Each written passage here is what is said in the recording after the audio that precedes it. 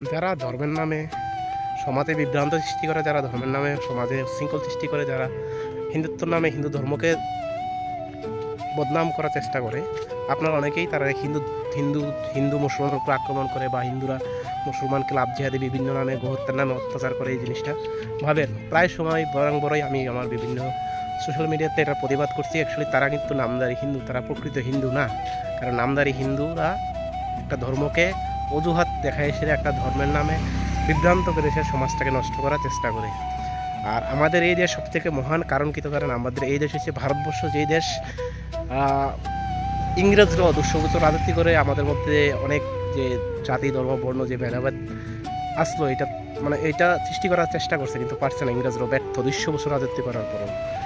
সেই দেশের মানুষ আমরা, সেই ভারতের সন্তান আমরা।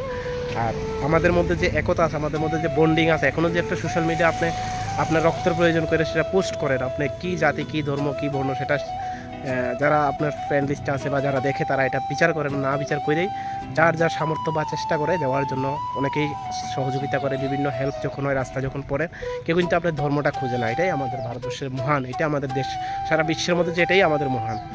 আর এটা অনেকেই যারা মনে করেন ভুল, না, এটাই প্রমাণ এবারের লোকসভায় যে ভোট হয়েছে তাই প্রমাণ। যেখানে রাম মন্দির তৈরি করছে, ধর্মের নামে রাজনীতি বাটার চেষ্টা করছে, কিন্তু কোনো কিছু সব কিছুতেই ব্যর্থ, সেটাই প্রমাণিত। তাই আমাদের দেশ মহান, আমাদের দেশ শ্রেষ্ঠ।